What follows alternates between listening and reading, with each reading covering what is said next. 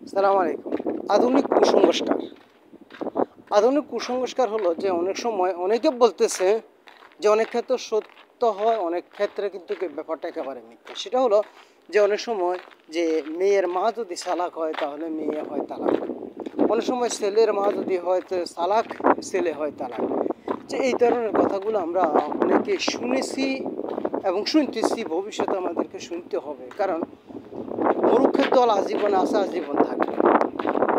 ধরেন একটা মেয়ের বিবাহ দিলে একটা ছেলের কাছে, ছেলেটা হোক চাকরিজীবী, প্রবাসী, ব্যবসায়ী, যাই হোক না কেন, এখন ওই ছেলের মা আছে, বাবা আছে, ভাই আছে, বোন আছে, তার রক্ত সম্পর্কিত তো যারা আছে, যে আগামী ভবিষ্যতে যে এই মেয়েটা কীভাবে সুখে থাকতে হবে তা নিয়ে তাদেরও কম বেশি চিন্তা ভাবনা অবশ্যই আছে।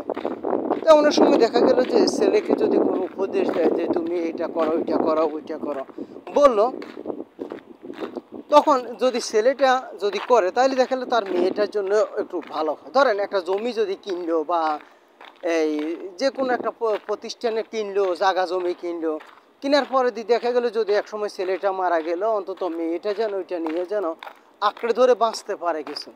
টাকা পয়সা এবং পাকা কলা এই দুটো জিনিস কিন্তু থাকে না, নষ্ট হয়ে যায়। যে কোনো পাকা ফল বলেন, সবগুলো তো ফ্রিজে রাখা সম্ভব না। তো দেখা গেল যে অনেক সময় ছেলের মা এইভাবে ছেলেরে যদি বলে তুই টাকা পয়সা নষ্ট করিস না, এদিক সেদিকে ইয়ে করিস না, বিনা প্রয়োজনে জিনিস কিনিস না, টাকা পয়সা ধরে রাখ। তো দেখা গেল তার বই, ছেলের বই দেখা গেল এটা নিয়ে অমত।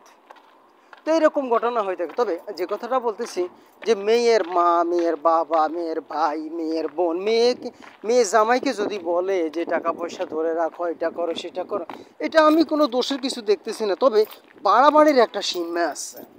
বাড়াবাড়ি বেশি করাটাই সবচেয়ে বেশি খারাপ। তো সীমা লঙ্ঘন করা হলো সবচেয়ে বেশি খারাপ। তো দেখা গেল যে বেশিরভাগ ক্ষেত্রেই সীমা লঙ্ঘনটা বেশি হয়ে যাচ্ছে।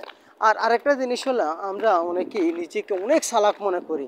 মেয়ে পক্ষ বলেন, ছেলে পক্ষ বলেন, আমরা নিজেদেরকে অনেক চালাক মনে করি যে আরেকজন কিছুই জানে না, উপরওয়ালা যত জ্ঞান আছে সবগুলো শুধু আমারে দেশের কারগরে দেয় না। আমরা এটা ছেলে পক্ষ মনে করে, এটা মেয়ে পক্ষ মনে করে এটা। তখন ছেলে পক্ষ মেয়ে পক্ষের কোনো কথা সহ্য করতে পারে না, আর ওই পক্ষ এই পক্ষের কোনো কথা সহ্য করতে পারে না। আর এই কারণে সৃষ্টি হয় যত রকমের অশান্তি। তাই আমাদেরকে একটা কথা খেয়াল রাখতে হবে যে আল্লাহ জ্ঞান শুধুমাত্র যে এই আমাকে দিছে তা নয়, আল্লাহ কিন্তু কম বেশ জ্ঞান কিন্তু সবাইকে দিচ্ছে। সবাইকে কিন্তু জ্ঞান আল্লাহ দিছে, কাউকে আল্লাহ কিন্তু ঠকায় নাই, কারো প্রতি আল্লাহ জুলুম করে নাই।